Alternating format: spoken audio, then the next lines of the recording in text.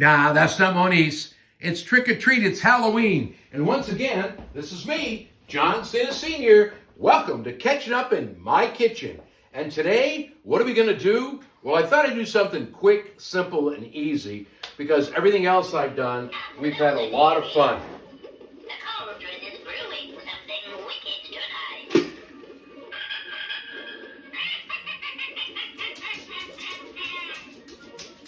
Wow. Just like Mo. Let's see if we can find the button to shut it off because we don't need this going all through this whole thing. Here we go again. There we go. All right, Mo, that's enough. We'll see you next time on Catching Up in the Kitchen. Anyway, I thought I'd do something real simple and quick. I had several eggplant left in my refrigerator. So what I did was I fried it up two different ways. This is eggplant fried with a little bit of flour, egg, flour, and then olive oil. The olive oil I use to fry all my eggplant, Bertolli, cooking olive oil. It has a high temperature. It doesn't smoke, no residual. It's great. Bertolli, especially made for sauteing and frying. And then I thought, well, why don't I do it a second way, just in case. So this time I took an eggplant and we put an egg, little bit of breadcrumb, back in the egg, and then back in the breadcrumbs. So we've got eggplant two ways. So we're going to make my version of eggplant parmigiano with the meatballs. I was going to do sausage, but I said, it's a little bit of overkill. Next time we do this, maybe we'll do my loaded eggplant parm, which is sausage, meatballs, mortadella. We'll just kind of dress it up. But for right now, it's going to be quick and simple. And what I am going to do right now is show you how to put it together. I'm going to bake it off at 350 for probably 30, 35 minutes, just until that cheese on top gets brown and everything warms through. I'll show you what it looks like the next time we do a video, if there's any left. Anyway, let's start out real simple. What do we need for this recipe? Simple. Good Parmesan Pecorino Romano cheese. I'm using Italian-style 6-cheese blend from Shaw's. Lucrine. It's got, what do we have in here? We have low-fat mozzarella, provolone, with smoked flavor, Asiago, Parmigiano, Romano, and Fontina. Very good blend. Very good blend.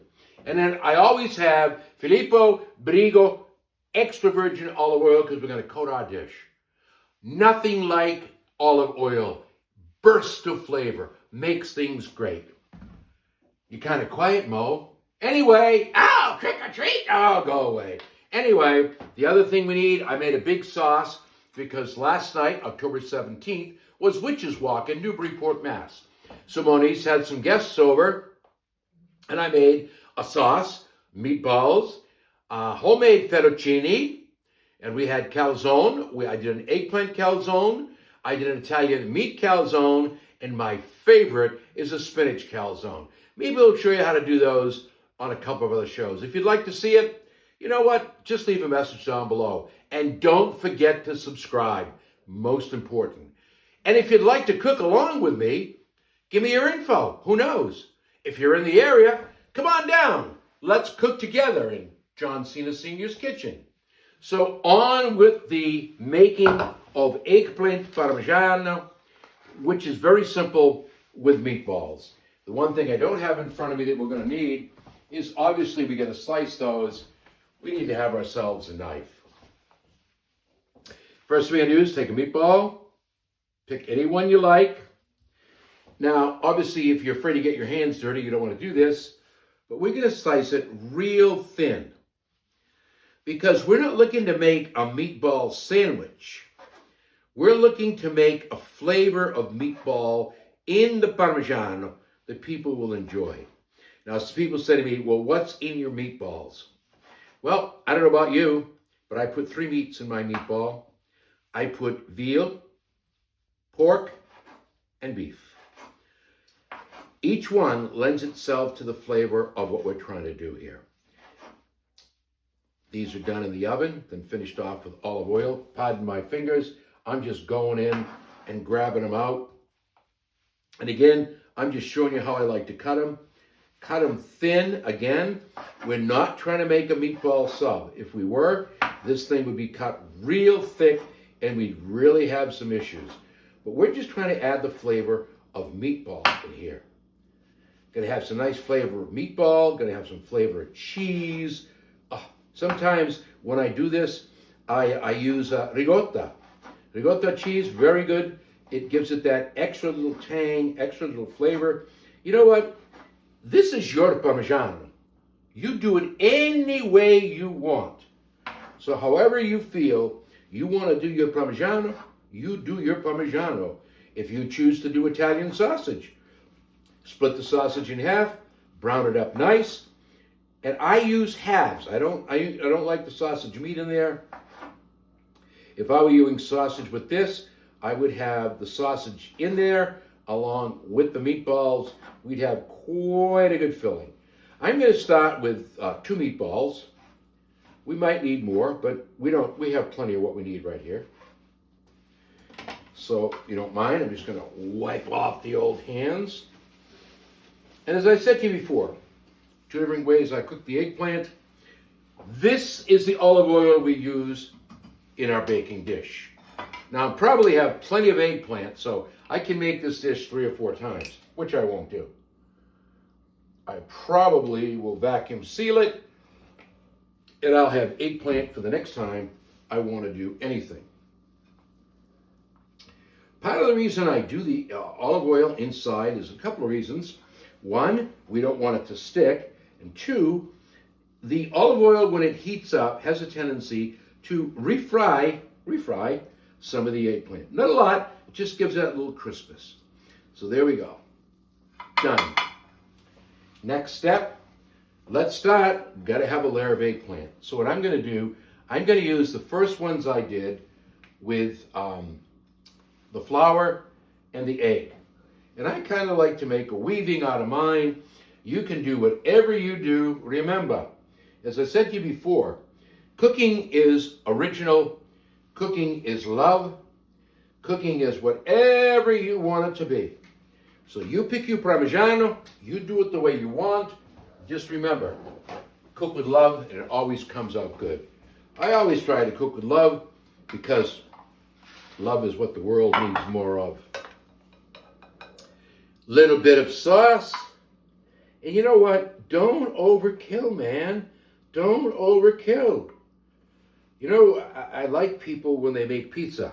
Oh, there's not enough sauce, not enough sauce. All you really want to do is you just want to have enough sauce on there to break that bread taste. Now, you can do this 1 or 2 ways. I'm going to show you one way, and then we'll do it the other, I guess. So take your grated, shredded cheese, and let's just put that cheese right inside.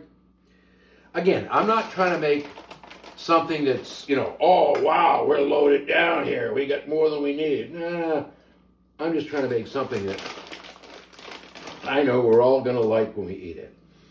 So, next step, meatballs. And notice what I said? Sliced thin. So that when I put these down, we don't have a bunch of globulous big meatballs in here. So whoever eats this, you're going to get a slice of meatball. You're going to get some eggplant, which is very healthy, by the way. So we used two meatballs so far. We may have to cut up more because I like to be generous with what I do. Now you can stop there, but I tell you what I'm going to do. Not a whole lot, just a little. Just a little. We want to just give it a little bit. Not much, just a hair. That's all we want to do. Just a bit here. Next step, more eggplant. And again, it's your eggplant. You do it however you like. You put as many slices as you like. All we're trying to do is make the people happy over here. Notice, nice. And sometimes I wouldn't even mind brushing a little olive oil on these, but you can see there's olive oil on there already. So now, other way to do it is to put the meatballs first and the cheese on top. Doesn't make any difference. We'll do it both ways just so you can have a happy and see how it might look both ways. So now it's kind of going to end up, because the meatballs are so thin, it might end up with just like this ground beef look, which I really didn't want, but unfortunately I have it. So we'll put the meatballs right in here. And as you can already see, we're going to have to cut some more meatballs because we got some more layers. And that is pretty simple. Dig back into our bag. Get it again. And I probably should have put a little sauce on that. And we will. We'll sauce the cheese. But I don't think that's really necessary. We can do it both ways. There you go. I like to press down with my hand. Make sure we have a firm. And if you want to put sauce on that, be my guest. One more layer to go. I think we're going to make one more layer because it really is pretty high. We might use some of those to top it off because we're really coming in close here. I'm glad I fried extra eggplant. I'm trying to find the widest strips I can. So what's going to happen now is somebody's going to say to me, oh, wow, there's two different types of eggplant. Eggplant's eggplant. Maybe you'll get two different flavors. Yep, no argument for me. And the reason we're going to get two different flavors out of this is obviously because, why? We fried the eggplant two different ways. We use Italian seasoned breadcrumbs. You can make your own. Sometimes I'll do that. Or you can go to the store. Progresso's a very good brand. Signature from Shaw's is a very good brand. And I think what I'm going to do, I'm going to make this a mound. So let's grab us another meatball. Remember, we're slicing thin. We're not looking to make a meatball sandwich. We're looking to make a eggplant meatball parmigiano.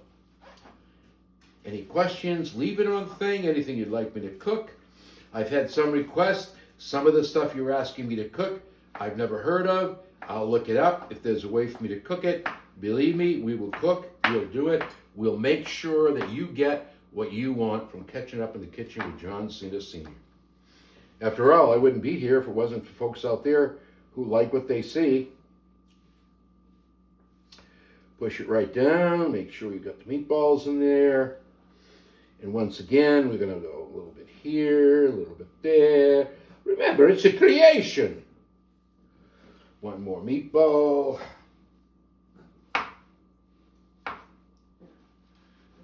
Very generous. Your guests want to eat. And you know what? With this, I recommend a nice red Chianti and some fresh, warm, either you can use Italian bread or I would use probably a nice baguette. And I would have some dipping oil with this. Oh, now I'm getting hungry. Monice isn't here. She's in New Jersey. Jessica and Rick are getting married. So it's the bridal shower. They didn't invite me, and I'm glad they didn't. Because when am I going to do a bridal shower? We're going to do a bridal shower. I don't know. We're going to do a bridal shower. All right. So now what I'm going to do is I'm going to finish it off with the eggplant that has the breadcrumbs. So here we go. Just going to take this and fill it in with a little bit of cheese. Just like this. Make it look good. And you know what, people? Don't be afraid to use your hands. I washed mine. I'm sure you're going to wash yours when you do this. So don't be afraid. Cooking's fun. Get into it. Get into it. Enjoy. Last time around, here we go. Eggplant. Put the eggplant in the marinara. Hey, Madonna, here we go. If you didn't want to make a sauce, let's say I'm not going to cook a sauce. I'm not John Cena Sr. I'm not going to waste my time. I can't afford to cook a sauce. Well, again, my suggestion is I would go right for Victoria's, right there at Costco. It's an excellent sauce. I use it quite a bit in a bind. It is delicious, and I mean delicious. It's as close as you're going to come to homemade. If you'll excuse me 1 second, I just want to clean my hands up a little bit. And we're back. And by the way, I didn't forget I got my coffee right here. I just got so wrapped up in what we're doing, I didn't have a chance to take a sip of this delicious coffee. Maffadeglia d'Oro, Italian coffee.